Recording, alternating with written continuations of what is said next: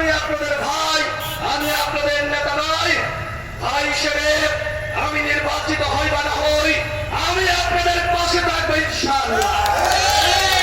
আমরা জাতীয় পর্যায়ে রাজনীতি করি, এটা কোনো অন্যায় নয়, এটা আপনাদের জন্য গর্বের বিষয়।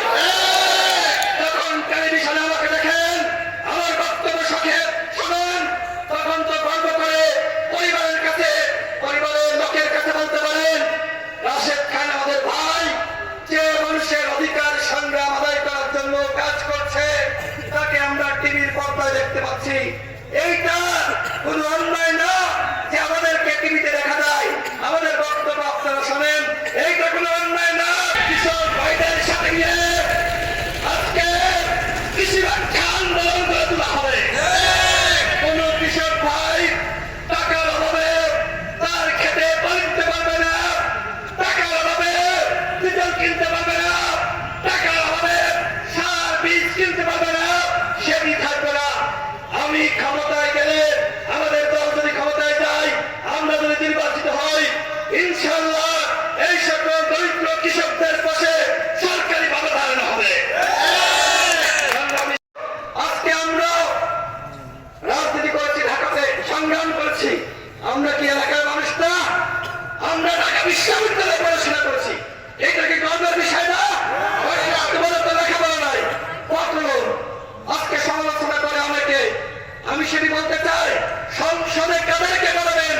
শিক্ষিত যোগ্য মানুষ নাকি অশিক্ষিত চোরা বাটপার এবং যারা অন্যায় করে লুণ্ঠন করে তাদেরকে বানাবেন? আমাকে বলেন।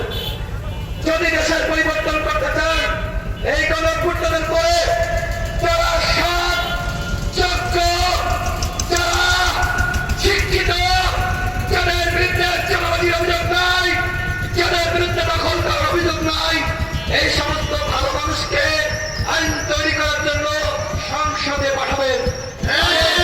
সংসদে কারা যাবে? লেখাপড়া জানে না, আইন বোঝে না, তার দিয়ে কি আইন তৈরি হবে? আমরা বলেন তো। আমরা দেখেছি ওই মমতাজরা সংসদে গিয়েছে, আরো দেখেছি আমেরিকার সময়ে যে বাংলা রিডিং করতে পারে না, অনেকে ভুয়া ডিগ্রি নিয়েছে। এইরকম মানুষকে আপনারা সংসদে চান? আল্লাহ আছে, আল্লাহর কাছে জবাবদিহিতা করতে হবে।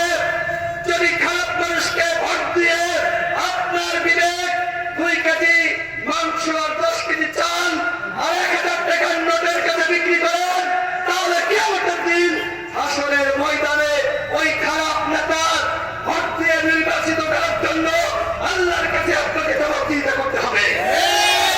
সুতরাং ওই কালো টাকার সাদা টাকার কাছে নিজের বিবেককে বিক্রি করবেন না।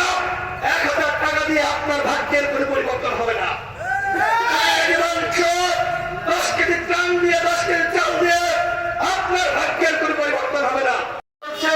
নিপীড়ন করছে, ভয় দেখাচ্ছে, আমাকে ভোট দিবেন না, আমার থেকে যোগ্য প্রার্থীর জন্য আমি আজকে আপনাদের কাছে ভোট চেয়ে গেলাম। আগামী নির্বাচন হবে ইতিহাসের সেরা নির্বাচন।